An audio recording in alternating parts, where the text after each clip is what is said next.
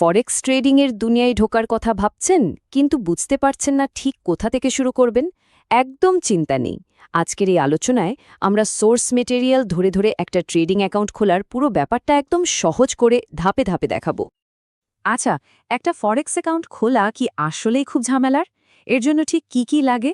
চলুন এই সব প্রশ্নের উত্তর খুঁজে বের করা যাক আর দেখি পুরো প্রক্রিয়াটা আসলে কতটা সহজ।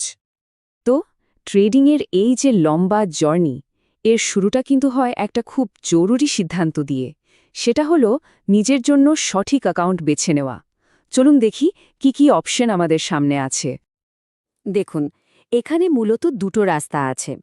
একটা হলো পার্সোনাল অ্যাকাউন্ট, যেটা একদম স্বতন্ত্র ট্রেডার্সদের জন্য, মানে যারা নিজেদের নামে ট্রেড করতে চান। আর অন্যদিকে আছে বিজনেস বা কর্পোরেট অ্যাকাউন্ট। এটা হলো সেই সব প্রতিষ্ঠানের জন্য যারা কোম্পানির নামে ট্রেডিং করতে চায়। নিজের পরিস্থিতি বুঝে ঠিকঠাক সিদ্ধান্তটা নেওয়া কিন্তু খুবই জরুরি। একটা মজার ব্যাপার কি জানেন?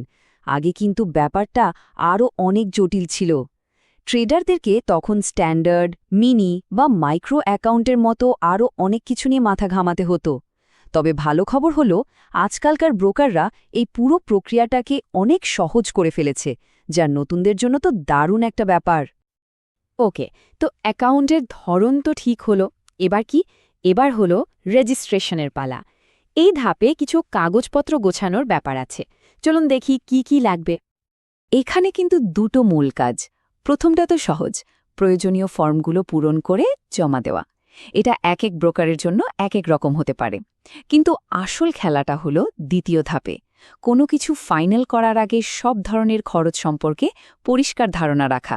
নতুন ট্রেডাররা কিন্তু প্রায়ই এই জায়গাটাতেই ভুল করে বসেন। আর খরচের কথা যেহেতু উঠলই, আমাদের সোর্স ম্যাটেরিয়ালে একটা দারুণ সতর্কবার্তা দেয়া আছে। এটা জানাটা খুব জরুরি, বিশেষ করে নিজের ট্রেডিং ক্যাপিটাল বাঁচানোর জন্য। সোর্সটা আমাদের কি বলছে শুনুন। আপনি হয়তো অবাক হবেন যে এই খরচগুলো আসলে কতটা বেশি হতে পারে, আর এগুলো আপনার ট্রেডিং মূলধনের একটা বড় অংশই নিয়ে নিতে পারে। ভাবুন তো, একটা সাধারণ ব্যাংক ট্রান্সফার ফিও কিন্তু আপনার লাভের একটা অংশ কেটে নিতে পারে। তাই সবসময় সব নিয়মকানুন আর ফিয়ের লিস্টটা ভালো করে পড়ে নেওয়া উচিত।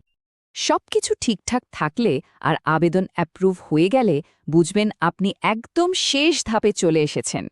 এখন শুধু অ্যাকাউন্টটা অ্যাক্টিভেট বা সক্রিয় করার পালা।